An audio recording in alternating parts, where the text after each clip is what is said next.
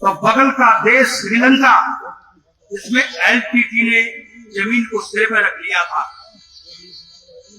एक बौद्ध भिक्षु ने क्या किया, श्रीलंका को शांत कर दिया।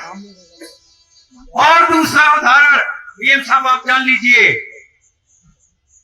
जब म्यांमार बर्बाद हो रहा था, बर्मा में किसी ने आग लगाई थी बौद्धों की संस्कृति को लेकर के, तो एक भिक्षु मात्र घर से निकला था और सबको देश से बाहर कर दिया। हम लोगों में शांति के पुजारी हैं, अंगुलीमाल को मारा नहीं, अंगुलीमाल जैसे दुर्दांत को हम लोगों ने शांत कर दिया। उस गुरु के चेले आप सोच लीजिए, समझ लीजिए, माननीय योगी जी जो आपके नेता हैं, माननीय प्रधानमंत्री जी जो मेरे भी प्रधानमंत्री है, भारत से, इस देश से बाहर जब जाते हैं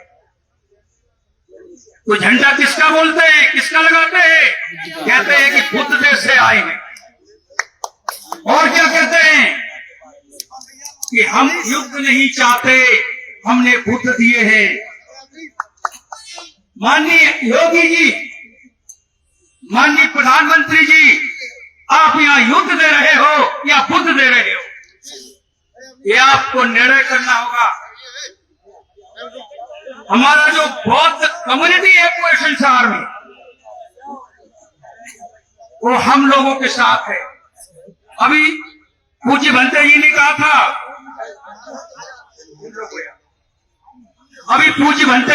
था, इस देश के जो पुरातत्व विभाग के हाथ में जो मेरी जमीन है वो 82% है। 82% जमीन से जो रेवेन्यू आता है, पूरी दुनिया का जो बुद्धिस्ट देश में आता है, उससे 62% इस देश में फॉरेन करेंसी आती है।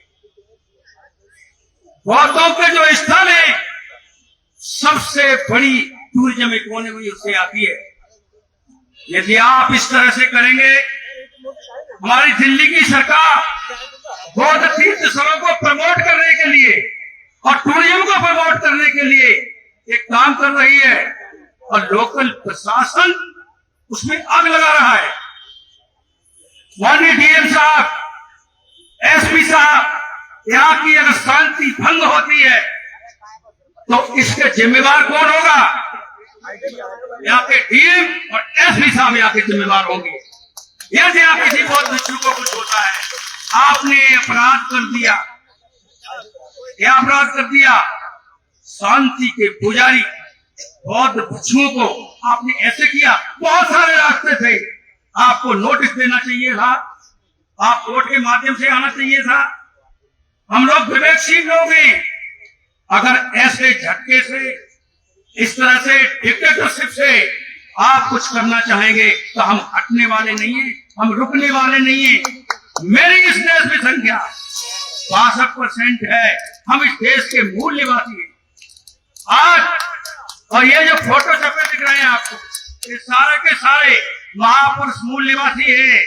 आप जान लीजिए, हमारे कारण ये देश विश्वगुरु बना, हमारे कारण ये देश सोने की चिड़िया बना, और मेरे ही कारण ये देश हमेशा सुरक्षित रहा।